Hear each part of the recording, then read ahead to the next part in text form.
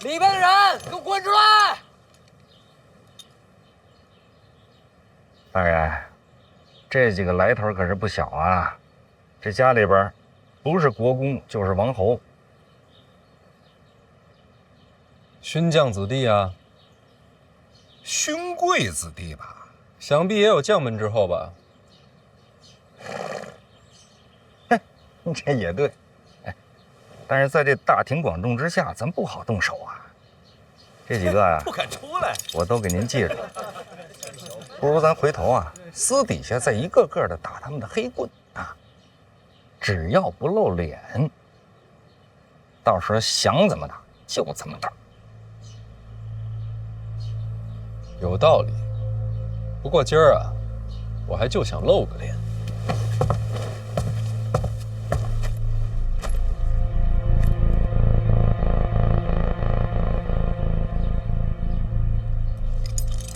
你就是范闲呀？听说抱月楼是被你小子给接下来的，能不能少说两句废话？你知道抱月楼是谁的产业吗？你小子没这个资格接，这是咱家殿下的产业，识相点，把楼给还回来。小爷我饶你一命啊！三皇子，我猜猜，他自个儿都不知道吧？这是想把抱月楼抢回来，在皇子面前长个脸。你笑什么呀？你知不知道你这么做是害他？吓唬谁呢？把楼交了，你信不信？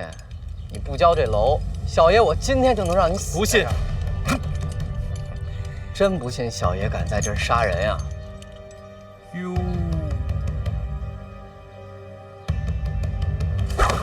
兄弟们，上！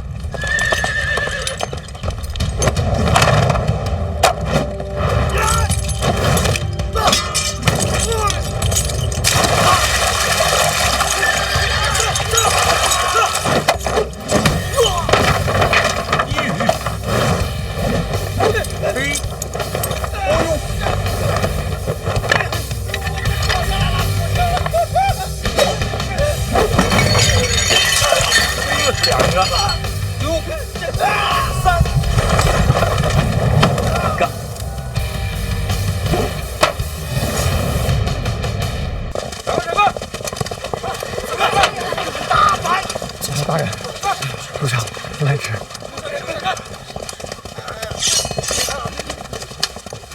这些人都认识吗？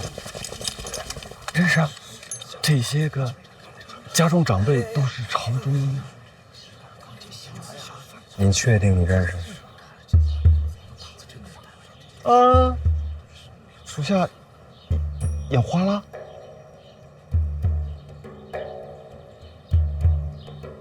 属下根本不认识他们呀！这些个家伙，他们身份不明，当街阻拦提私车驾，属下是不是应该把他们抓了？听你的。押回去。是。你们敢抓小爷，请去把门抽掌！各位，行行好，少说两句吧。大人，真抓呀？抓呀！然后呢？然后从他们身上搜些银子，把这店家给我赔了。臭崽子，下手没轻没重。咱家大人胜吧，闲吧，去吧。这应该是二殿下的手笔啊，逼着您跟三殿下翻脸呢。我知道，咱不上当，回一处。好嘞，把银子交出来，驾！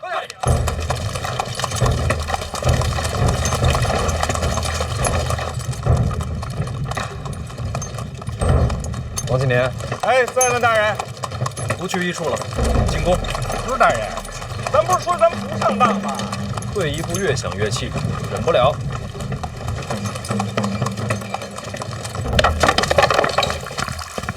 跪下！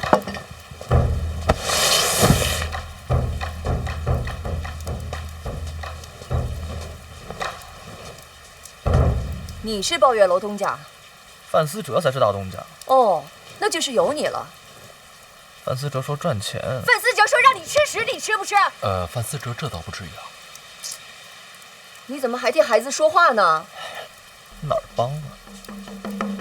你还敢鼓动各家子弟当街给我来人去？这没有。我再问你一句，有没有？真没有。行，不说实话是吧？来人，去把我那个藤条给我拿过来。娘，来人真不是我干的。刘一，消消气，殿下不至于这么糊涂。哎，你说你们几个也是，看把我柳姨气成什么样了，还在这钓鱼，让你拿藤条赶紧拿去啊！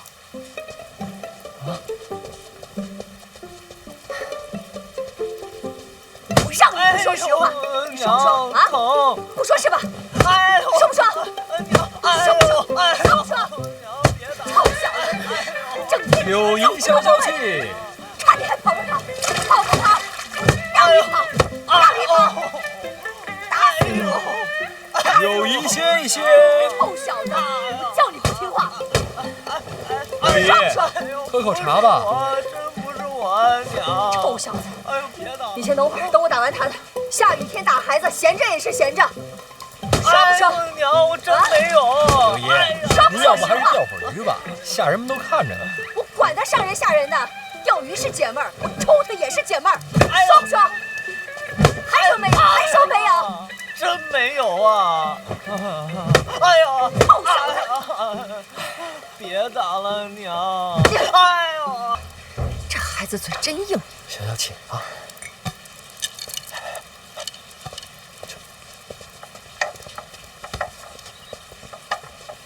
哎，这怎么拿走了？我还没打完呢。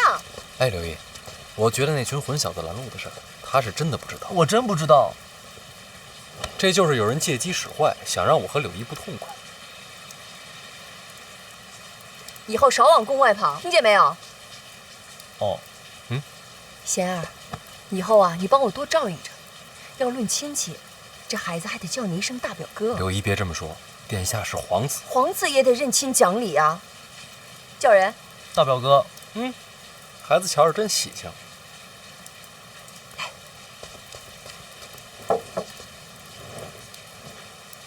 堵你的可都有些家世啊，是，府上都有爵位，你都给抓了，都抓了，那可得罪不少人啊。不怕。傻孩子能不怕吗？官场就是人情世故。陛下要我做孤臣，我也只好铁面无私了。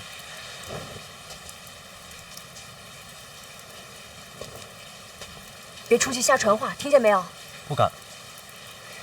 你也是，什么都敢说呢。外面不说，柳姨不是外人。这也真是难为你了。柳姨，这几日千万别让他出门，就怕别人还在等机会。你放心，我盯着，绝对不让他出门。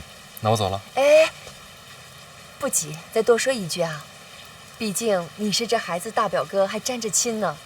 没事多来看看他，也替我管教管教。这瞧着不顺眼就直接打，怎么打都行。啊什么啊？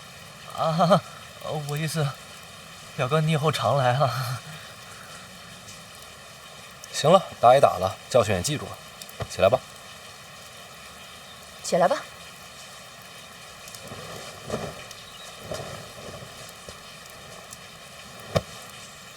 抱月楼还去吗？不去了，我那是被骗的。那抱月楼以后是表哥的。柳姨，那我真走了。哦，对了，宫里送来了一些酸酪，你不是爱吃吗？我差人给你送到府上去。酸酪浓郁可口，柳姨有心了。留下吃个饭再走吧。别了，一堆国公等着呢。贤儿，那你路上小心点啊。好，多谢柳姨。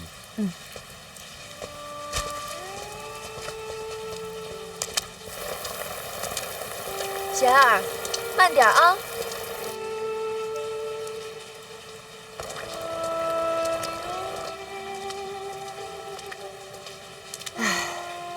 以后常走动吧。跟大表哥，可他还跟二哥在斗着呢。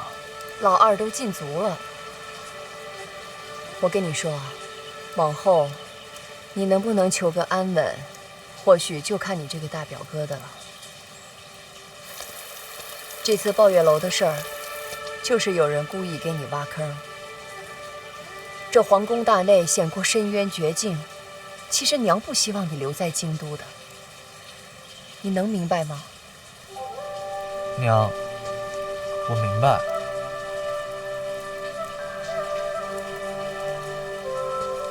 刚才娘是不是打疼你了啊？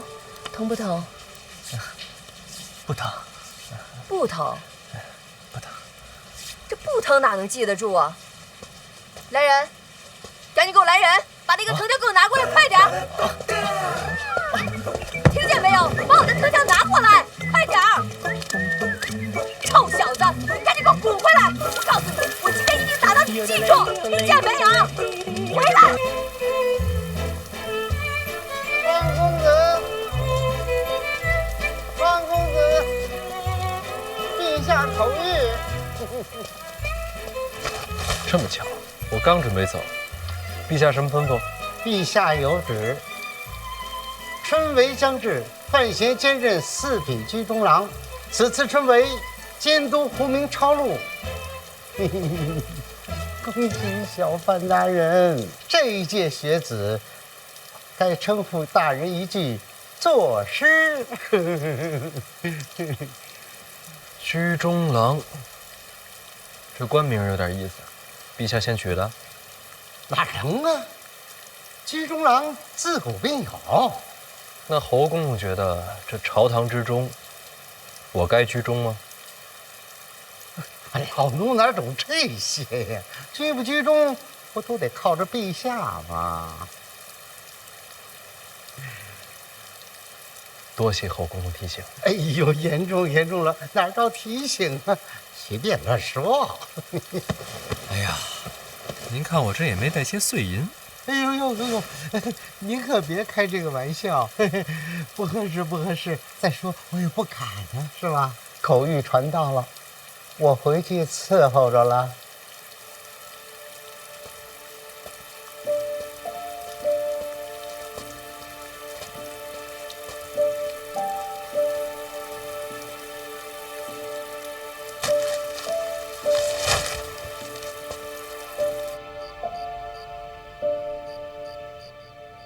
他头在动，明明看着我呢。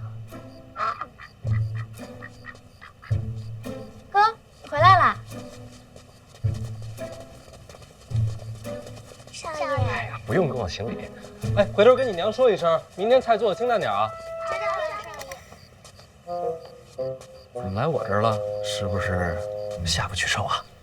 缝好了。缝好了？哥包扎好了。这精神挺好的，缝得不错呀。好歹也是看了这么多医书呢。哦，对了，哥，你那个哥罗芳效果真不错，全程都没醒。你就不害怕？还行吧。你想过万一失败了怎么办？烤了吃呗。有道理。不过你这心态啊，更适合当兽医。不会，跟人看病不会这么想。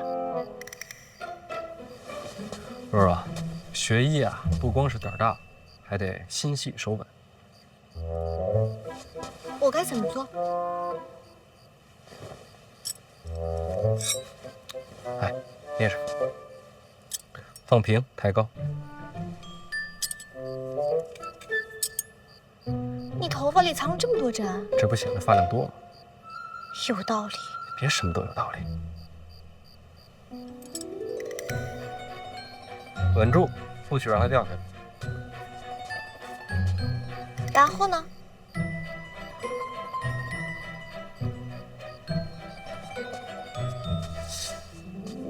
你别说，这手还真挺稳的。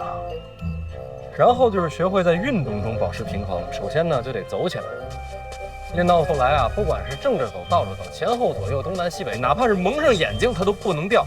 你哥我当年练这个的时候啊，老师说。然后呢？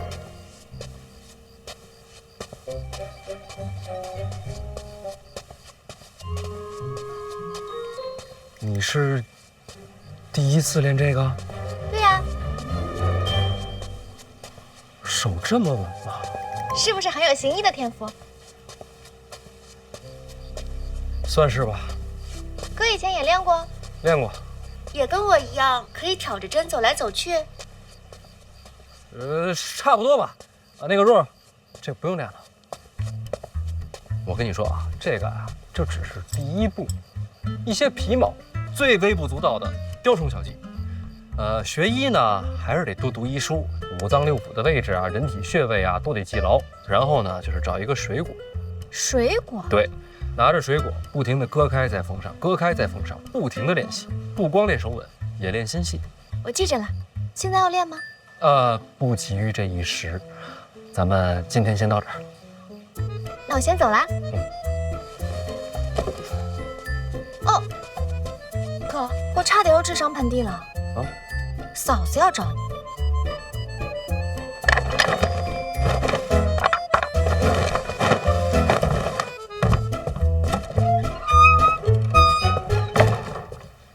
来啦。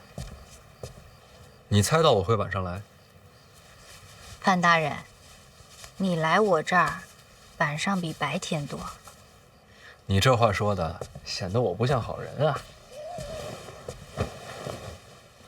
勋贵子弟拦路打人的事儿，我听说了，这应该是二哥暗中推动。我知道，都是被他当枪使。那些少年，你该打就打，该训就训，陛下撑腰，那些国公勋贵不敢怎么样。大不了你打完了，我再登门赔罪，好歹有个郡主的身份，他们打碎了牙也只能往肚子里吞。婉儿，咱俩真是珠联璧合。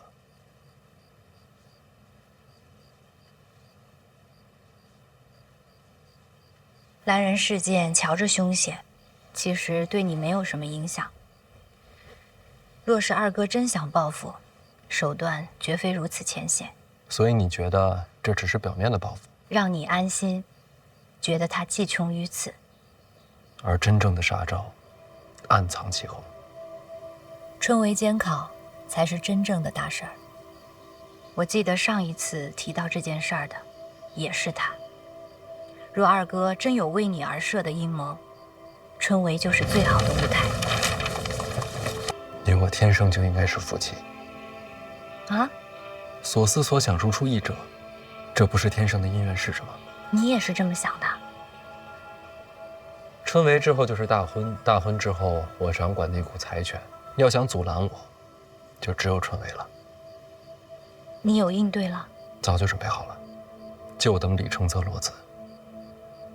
那你千万小心。不过，斗输了也没什么，大不了咱们弃官不做，游荡天下。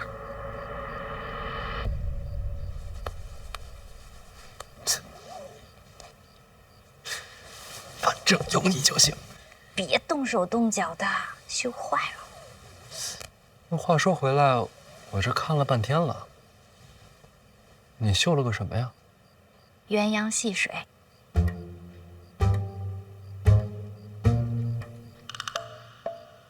这是鸳鸯。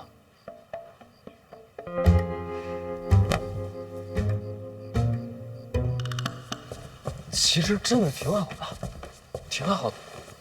别找补了，确实是我的问题。以前学这个吧，就喜欢绣花草顽石，不喜欢绣活物。现在要学，确实太难了。那就不学了。来，喝水。这是要送你的，不绣鸳鸯说不过去。送我？成亲的规矩。怎么还有这种规矩？不成文的习惯，这不显得大家闺秀吗？那你以前没练？以前觉得自个儿活不到成亲。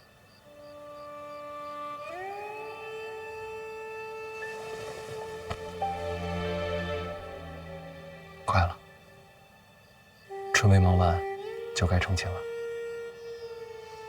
到时候一定绣成鸳鸯。为什么小的时候不喜欢绣活物啊？帕子里的东西绣得再好，终究是死的，就好像被困在里面了。我从小被关在宫里，染着病，无处可去，看见他们，就想到自己，心里别扭。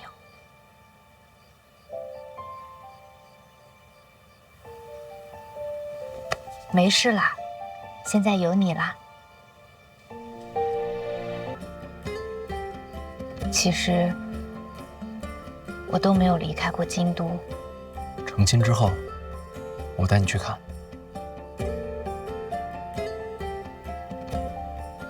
我一直有一个梦想，等到所有的麻烦都不再是麻烦的时候，我要带你看遍天下的美景。会有那么一天的。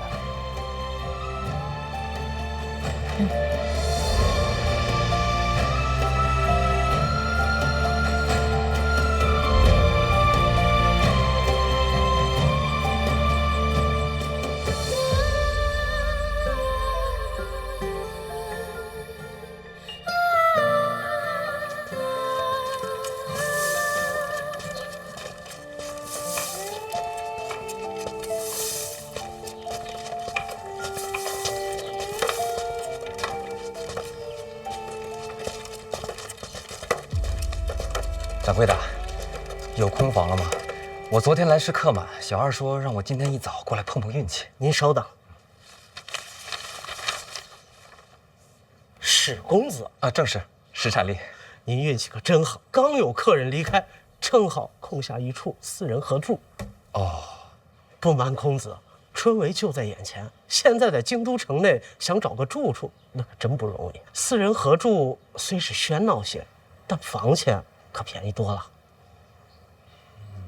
公子也是来参加春闱的吧？啊，那肯定是。既是考生，能否看下官府发的文书？不是针对公子，春闱将至，京都管得甚严，我们呀要仔细记下细节。回头啊，府衙要来查看。应该的，应该的。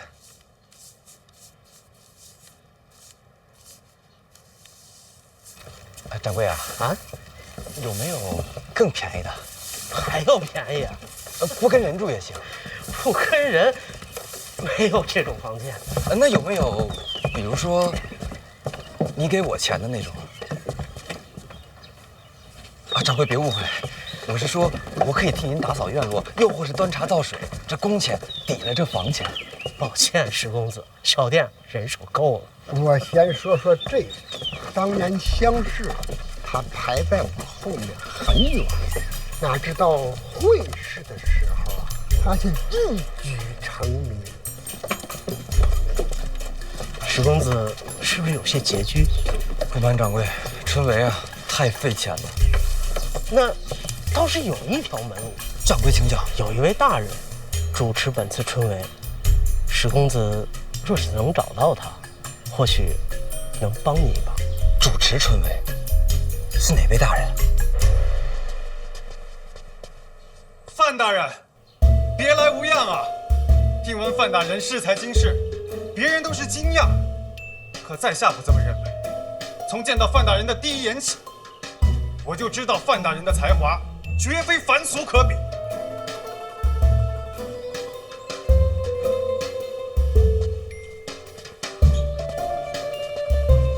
你谁呀？大人，我贺宗纬啊，咱们见过。贺宗纬，有点印象。京都府衙上，你还帮郭宝坤跟我打过官司，是不是你？大人，那都是国家逼迫我的。行了行了，别跪了，我只能假意迎合，其实我心中根本就不耻啊，大人。拉起来，拉起来。行了行了啊，咱起来说。来。谢谢王大人。那你说你是贺宗纬，但这看着跟以前不一样啊。哎，这相由心生，如今摆脱了郭家，心性已高远，长得豁达了一些。照你这么说，全赖郭家，与你无关。与我无关啊，大人。我这一直想着记录郭家的恶行，就想着有朝一日报与大人，为国除奸呢。那怎么也没报啊？这不是大人的动作太快了吗？这郭攸之都入狱了，而在下也逃脱了魔窟，这一切都要感谢大人。大人就是贺某的再生父母啊！可别，你看着比我老，精神上的父母。你这是认亲来的啊？在下一生所学，都是为了献于庆国，献于陛下，献于大人。站住！参加春闱的吧？正是。找我干嘛？拜师啊！大人才华经世，又是贺某的再生父母，我等读书人就是为了忠孝节义。若贺某不来拜师，这天理难容啊！知道我是考官了是吧？绝对不是大人。大人，贺某是真的敬仰大人。大人，你是知道我的，我这个人最重礼义廉耻。若非大人换了旁人，我这说什么我也跪不下去呀。那你倒是站着说呀。我就跪着说，贺某一片赤诚。不知大人是否愿意收孩儿为明灵之子？孩儿愿天天侍奉义父左右，为义父尽孝。这刚才还拜师呢，这会儿都义父了。义父，孩儿飘零半生，孤苦无依，还望义父成全孩儿。大人，赶紧起来！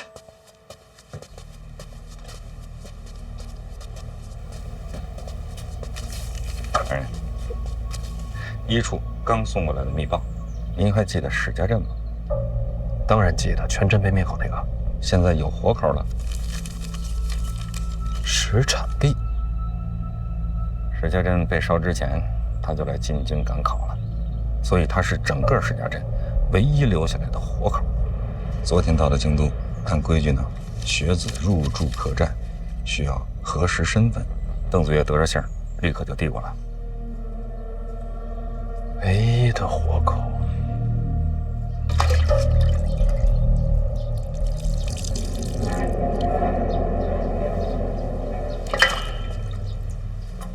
史家镇唯一的活口，还来到了京都。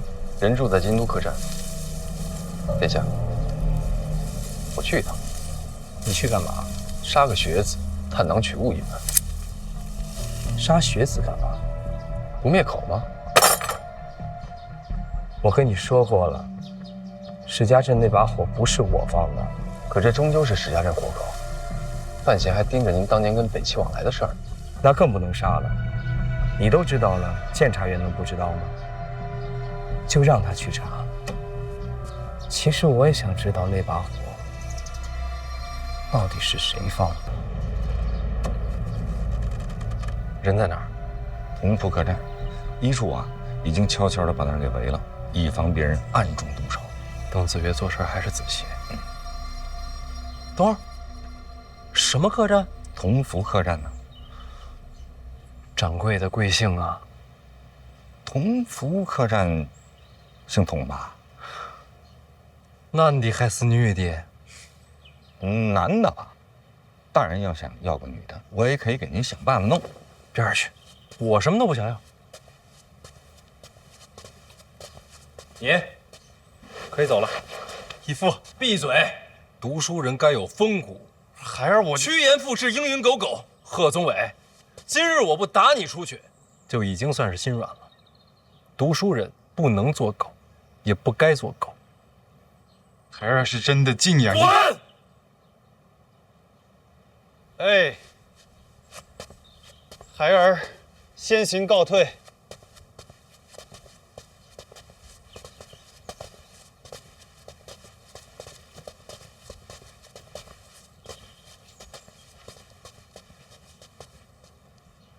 这是来投教您呢。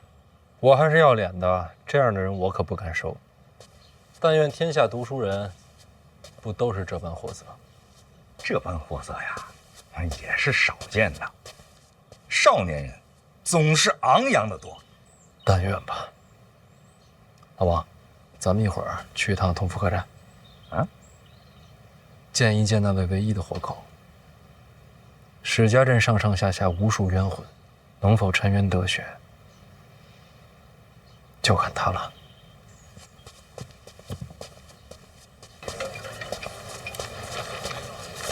范公子来了，借一步说话。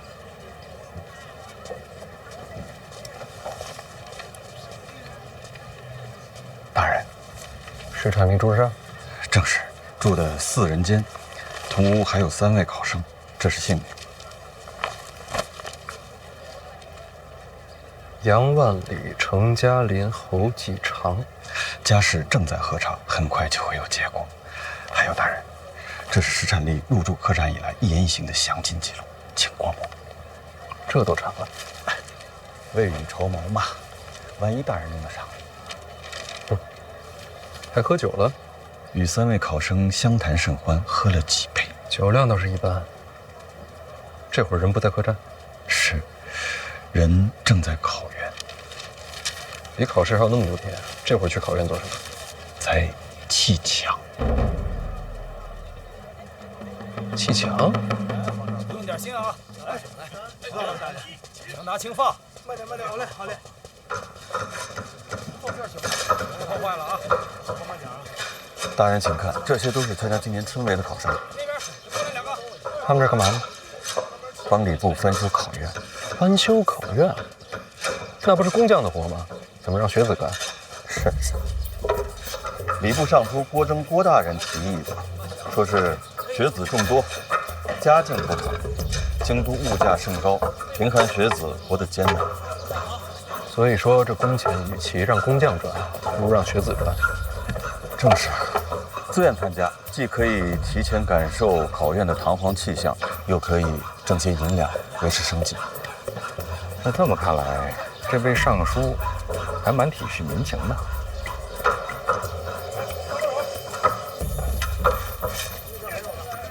大人，那位就是郭尚书。他这郭大人还亲力亲为啊！他怎么一动都不动呢？卡那儿了。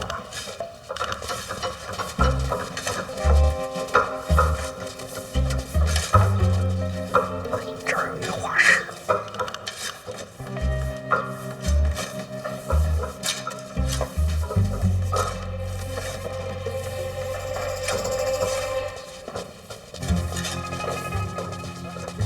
确实啊。翻修考院既是功也是德，自然是要画下留念。朝中某些大人确实有此雅趣，有点意思。那大人，咱回医书，咱也画一个。石产力呢？大人，那就是石产力。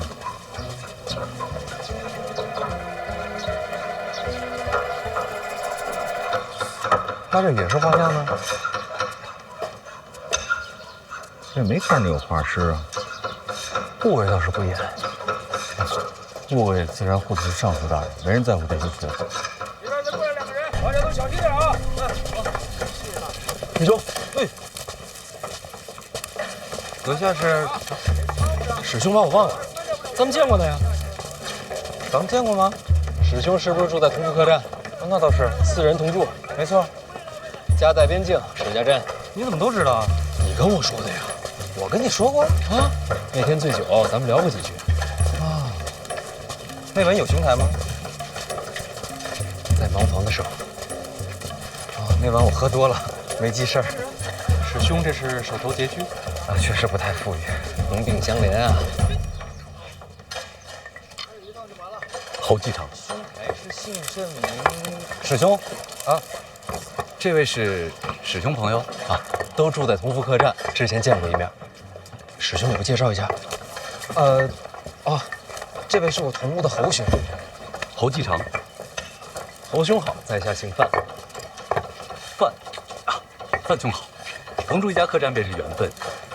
我是不是打扰到2位谈兴了？哦，那倒没有。就是刚才看见师兄一直握着手里的青砖在那发呆，不知为何呀？我也看见了。师兄啊，我来之前是怎么跟你交代的？大老远就看着你坐在那儿盯着2块砖一动不动。郭尚书就在那儿看着，就算是累了，也要装出辛劳的模样才好啊。我倒是不累，就是砖啊很奇怪。啊？砖怎么奇怪了？你看啊，这个是拆下来的旧砖，这一片是要换上的新砖，所以呢，新砖、旧砖，听出来吗？这旧砖听着像敲铁，铁，这是上好的金砖，金砖的价格极为昂贵，而这要换上去的新砖，都是非常普通的砖块。哎，还有你们看，这拆下来的柱子，这可都是金丝楠的呀。你再看这要换上去的柱子，啊，这叫什么？这就是木头，太普通了，极为普通。所以我就不明白了，这礼部翻新考院，为何换上去的反而更差呢？师兄如何懂得这些？啊，我家乡都有行商，这些我都亲眼见过，绝看不走眼。师兄，此话切不可再讲。为何呀？考院翻修是由郭尚书亲自建立，那就更该告知郭尚书，免得他被人骗了。此事与你我无关，最好啊，视而不见。可是，相信我。你们两个，哎，为何视而不见？以次充好，说没有贪官作祟。我等读书之人，明德之理，怎可视若无睹？小声些！别见怪，他俩老这样。你堵得住我的嘴，你堵不住天下这妖巫。算我求你了，听我把话说完。大兄，喝水。多谢。我给你介绍一下，这位是泉州杨万里，在家乡颇有名望，乡试名列前茅。我等4人啊，杨兄才学最高。杨兄，幸会。幸会。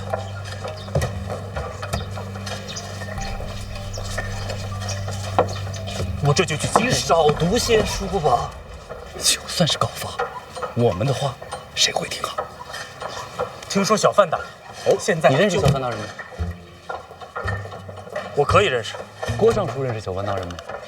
那是自然。你们两人谁和小范大人熟络？郭尚书。人家两人共同掌理春闱，要是早有往来，又当如何？我明白你意思，你的意思是，小范大人和郭尚书沆瀣一气，狼狈无度。我可没有这个意思。那你是什么意思？我的意思是，忍了，莫再提这件事了。如果这都能忍，那读书何用啊？就算要管，也不是现在。那是何时？杨兄，我问你啊，我们来京都是为了什么？做官。那我们来考院做工是为了什么？也是做官。那你现在做官了吗？没有。要管闲事，就认到我们也是官。读书人何至于此？因为都是这般。告辞。哎，杨兄，杨兄，明明是个书生，还跟莽夫似的。哎，老兄，你刚才说这来这做工也是为了做官，何意啊？啊，没有，生活拮据，赚些吃饭钱罢了。除了钱财，侯兄在来之前还交代过我们这其中的关键。师兄，无妨，师兄都是学子，是懂得分享。侯兄说了，咱们来做工，不仅仅是赚钱，也是为了露脸。露脸？咱们这些来做工的学子都会在册上留下姓名。郭尚书本人就在现场，咱们最好能让郭尚书记住咱们的名字。记住名字？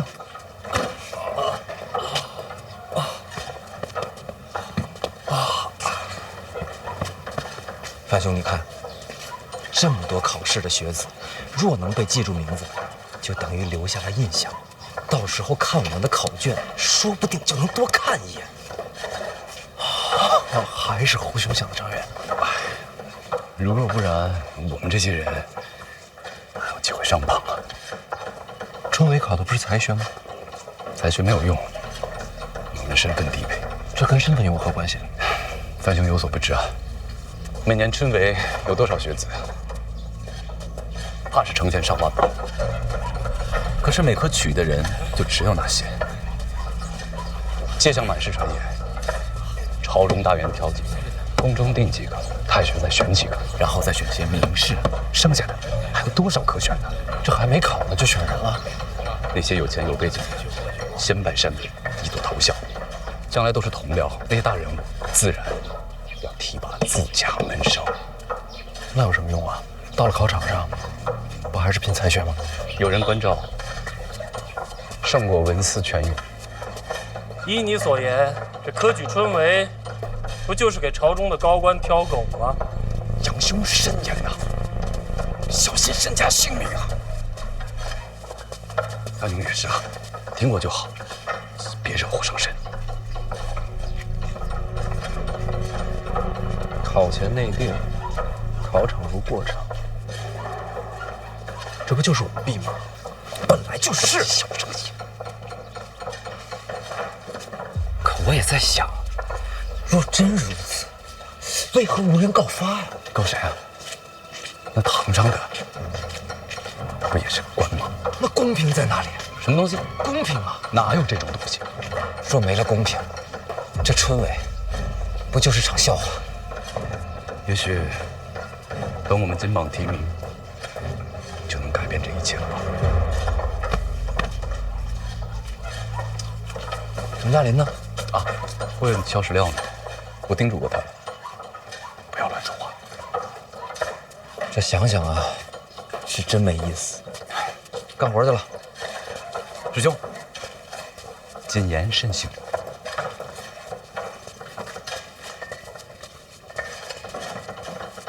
范兄，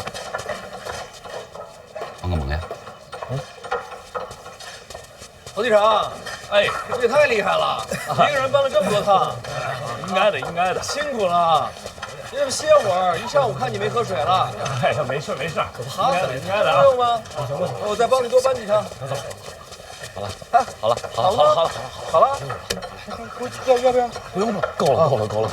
哎，范兄，来，吃个饼，吃个饼，你自己吃啊。那行，改天请你喝酒。好嘞，多谢啊。哎。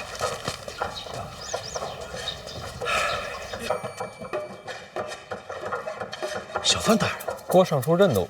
啊，朝堂之上见过小范大人的英姿。那个，这次春闱，郭尚书才是主官，可别喊我大人。小范大人前途无量，他日必将一飞冲天。小范大人怎么来考院了？路过，也想见见郭尚书。郭某也早想结识小范大人。快走！不必辛苦。郭尚书，我就问你一句，请讲。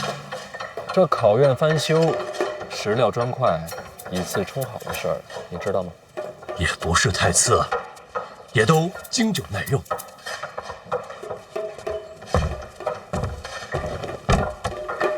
这么说，郭尚书都知情？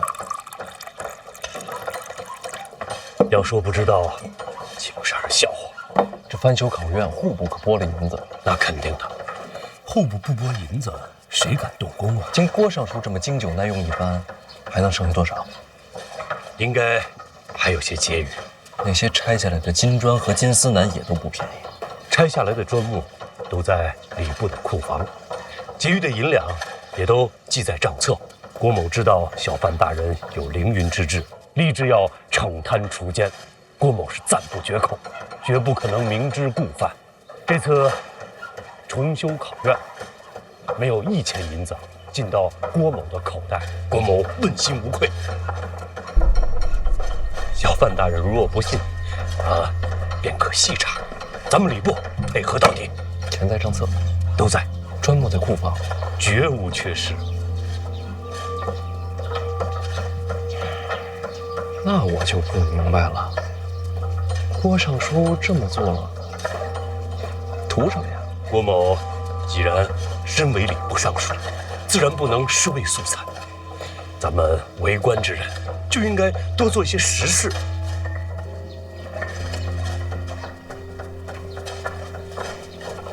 懂了，这翻修就是实事儿，实事儿就是政绩。政绩，这词儿用的巧妙啊，以前都没听说过。政绩，还给自己画了画。哦，证明郭某做过此事，以后也好有个纪念。那省下的那些银子呢？礼部人也不少，拖家带口的都不容易。逢年过节买些酒，买些肉也是应该的。您说呢？库房里的账目呢？咱们为官清正，各家府里多多少少都有些破败，也要整修整修。用库房的账目，绝都合规矩的，绝不违律法，都在规矩内。那肯定都在。郭尚书为官多年，对这朝堂的规矩吃的是真透。为官清正，但也得活命不是？就不怕这些学子知道了？他们知道有什么用？万一将来谁金榜题名了，参你一本，也是个麻烦。小范大人，刚才都说了，全都合乎规矩。再说了，外面这些人也不可能登榜吧？什么意思？这次出梅啊，在这个名册上的，都将会沦为废稿。为何？这些学子心思狡诈，他们为什么来这里做工？无非不就是想在我面前留下点印象。这种投机取巧的学子，岂能录用啊？只是想想也不行。读书人啊，最重要的就是品性高洁。正像郭某，绝不能容忍这些蝇营狗苟。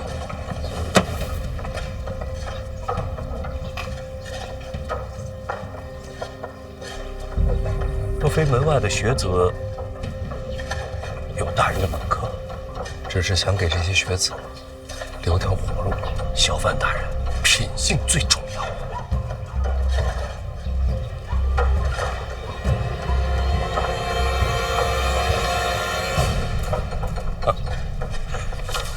就像我，无条件的相信小范大人的品性。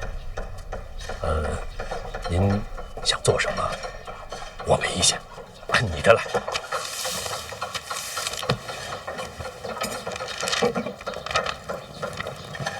侯继常啊，你可真能干呀！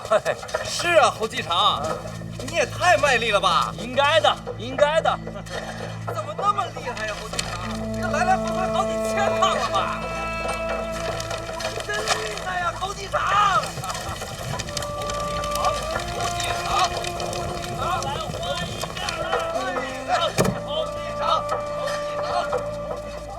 保护天地。哎呀，这些学子们啊，到了京都租房就不便宜，这家境贫寒的，就得想点赚钱的法子。人是真不少啊。那是啊，天下读书的种子，这会儿都在咱京都了。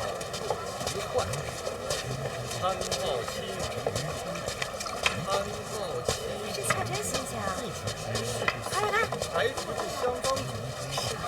还有这岁数来考的？这肯定是考了好几回的。每一次都抱着希望来。大浪淘沙嘛，总有那不能如愿的。对于他们来说，春闱是什么？那是国之恩典。还有呢？这就是大人所说的改变他们命运的机会。是啊，多年寒窗埋头苦读，为的就是这么一次机会，一个本来应该公平的机会。诉富贵，行乎富贵；诉贫贱，行乎贫贱；诉夷狄。春闱舞弊，你听说过吗？哥们，够肥的，这监察院的吧？这一看就不是跑远道的。我就没拿东西，要不然我就别跟我打岔，我就随便问问。在上位，你随便说说。下，在下位，言上，正义而不求于人。那我就随便说说，大人。无怨。这春闱之前呀，很多学子那都已经登门拜师、卖身投效了。这些人考都没考，就把前程定了。考场不过就是走个过场。来百公也，柔远人也，怀诸侯也。修身则道立，尊贤则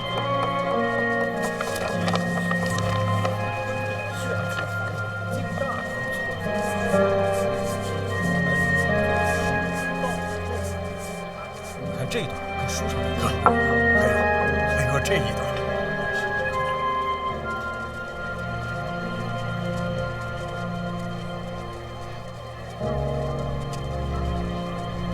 那他们呢？他们，哎呀，没这个命。这些事儿监察院不知道吗？多少也知道些。不是监察百官吗？这都不查。能收门生的，那都是真正的大人，不好查。有些那根本就不敢查。这多少年不成文的规矩了，大家也都习惯了。可对于他们来说，一生就这么一次机会。也有些名额是留给考场的。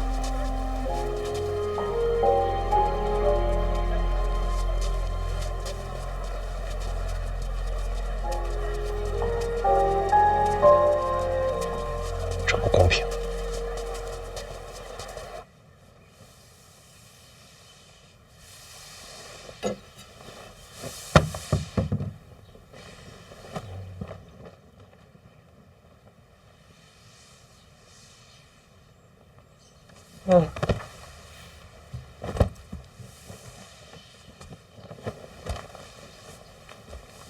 那叫什么客栈来着？同福。范闲去了？去过了，人没在，又去了考院，找那个什么史产力，见过了，不过好像没怎么聊。咱们的人远远看着，说史产力神情不见悲痛，这史家镇全灭的消息，他应该还不知道。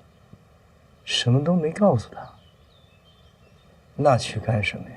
是啊，白跑一趟。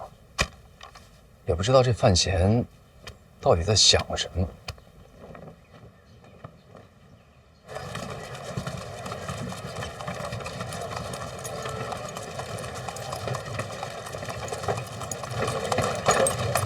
大人，想什么呢？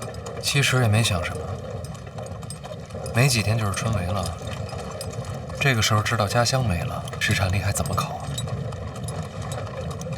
等等吧。一处也守着呢，等他安心考完，再看看该怎么办。大人，真的是不一样啊！又哪儿不一样了？这要换做其他大人呐，谁会在乎这些？总得把人当人吧。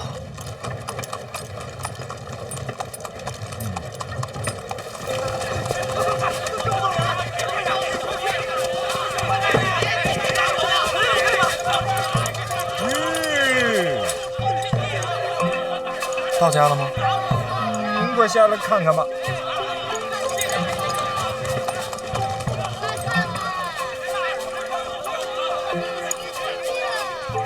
就是敬仰小范大人啊，一点小意思啊，收下收下啊。那不是星期五吗？没错，好几位看着都眼熟，朝堂上见过，这会儿都穿着便服了。穿官服那不是不好看吗？我那点心意啊，都在里边写明白了啊！告辞，告辞。小范大人不收礼，不收礼，真的没了，拿回去吧。让，真受不了，真受不了。又过来。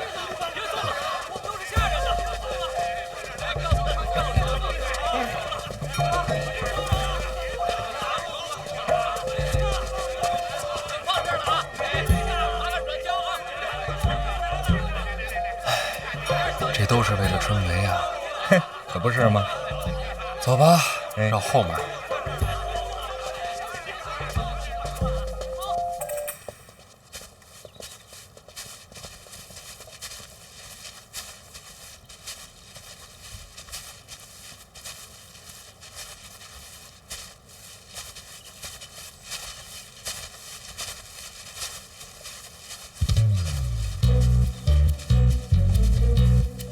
殿下，这不对呀，这范府怎么一个人都没有？谁让咱们是从后面进来的？那也不能人尽全无啊！没人说明什么呀？说明范府遭遇变故。说明我们没来过。这范闲的院子在哪儿啊？要不搜一搜？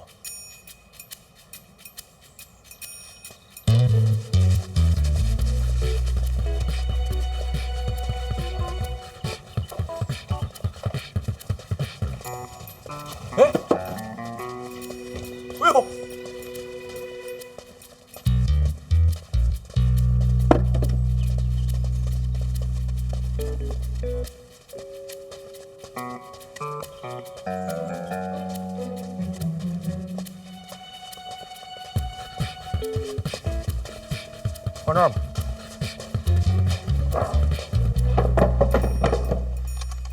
原路返回，府外等我。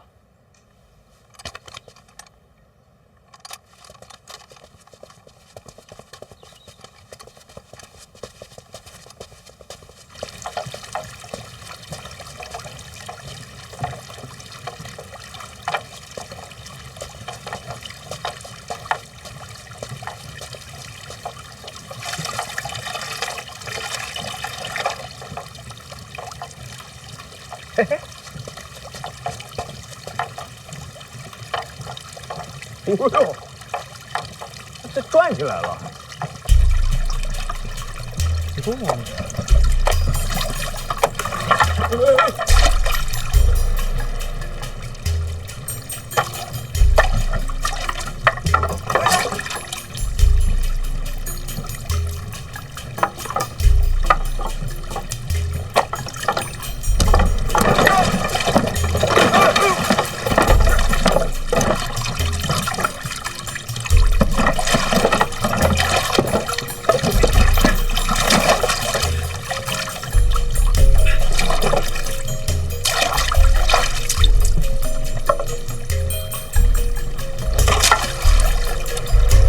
太子这是专程拆家来了。八兄，对不住啊，刚才这东西它不转了，我寻思帮他一下，结果可能帮猛了。那什么，不行，我多少钱我赔给你吧。说笑了，殿下还是先上岸吧。好。太子什么事儿亲自登门？你想听真话还是假话呀？我都可以。我是来劝架的。我跟谁打了？你跟二哥斗成那样了，禁足半年，作为亲兄弟，我心里能舒服吗？不得来劝解一二啊！这是假话。还能再假吗？那真话呢？真话呀！哎，来了！有人喊他吗？心诚则灵。真话。你让二哥不痛快，我心里很是痛快，所以啊，亲自跑来给你送礼来了。殿下这是真不拿我当外人。你跟二哥作对，咱肯定就不是外人。不过我不知道你喜欢什么啊，金银首饰、名贵药材，我就都备了一些。多谢太子，我都喜欢。洒脱。哎呀，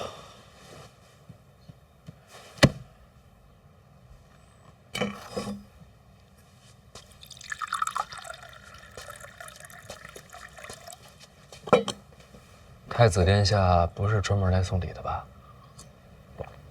主要是送礼。主要啊，还有一点小事。有多小？几个小小的名字。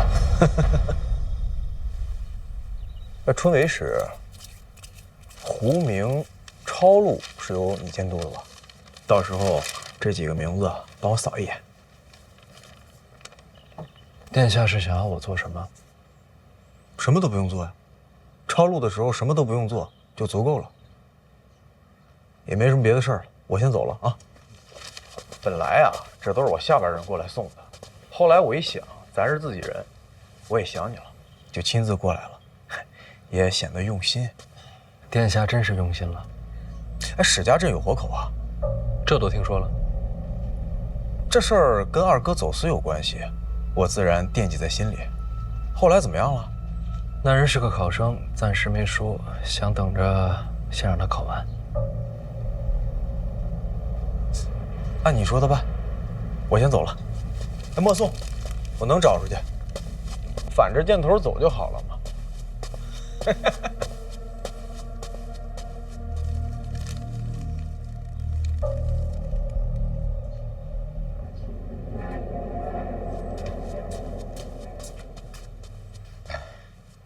大人，林相府遣人捎信儿，请您挪步登门。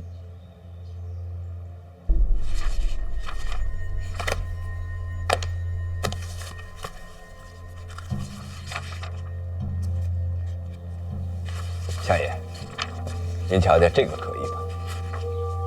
可以。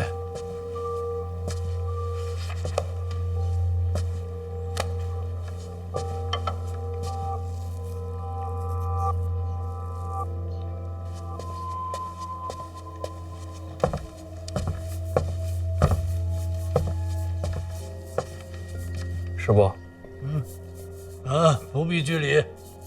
来，你帮我看看。啊，哎呀，这最近胡子白的有点多啊。是有些。啊。哎，要不你帮我拔几根？我拔。啊，自己不好动手的，疼啊。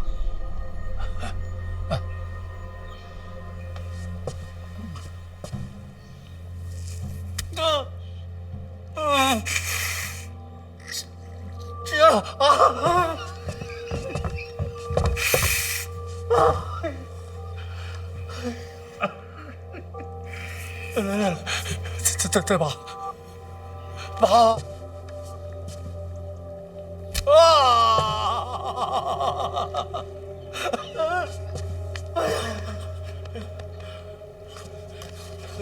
再拔，不拔了。师伯，也不至于这么疼。哎呦，我是吃不了苦的，我更怕疼啊。怕疼剪了不就完了吗？剪了还长，拔了治本啊。哎，今天就拔到这儿吧。啊，相爷，此人身世清白。可以。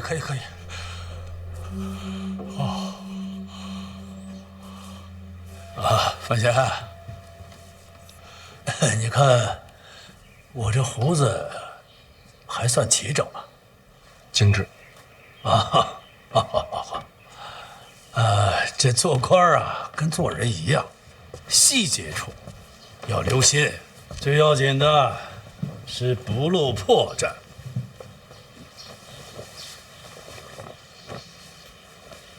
师伯，这是要干什么？大宝爱吃红果，给他挑点好的。大宝吃起来嘴急，我怕里边的核啊硌着他。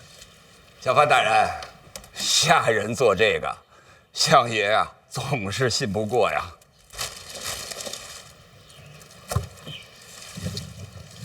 太子找你了？传得这么快？给你送名单。是。他说胡明抄录的时候，我什么都不用做。确实不用你做，有别人动手，你只当没看见。没看见什么？还能做什么？让选定的人金榜题名。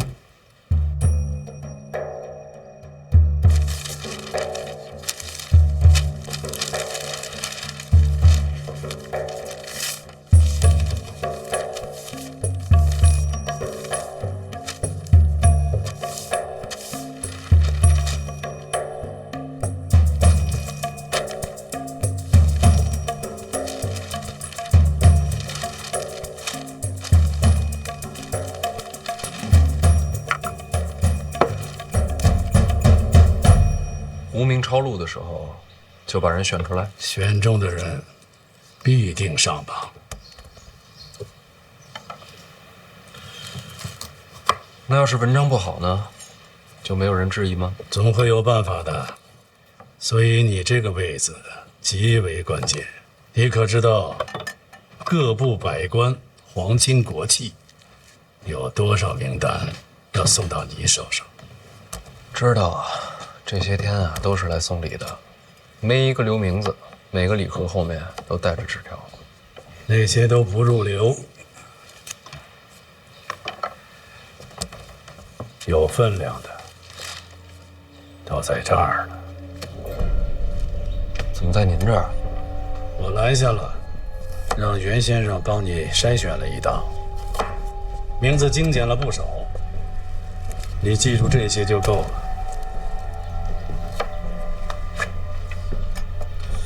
不是春闱吗？就不能各凭本事吗？这不仅仅是名字，更是人情世故。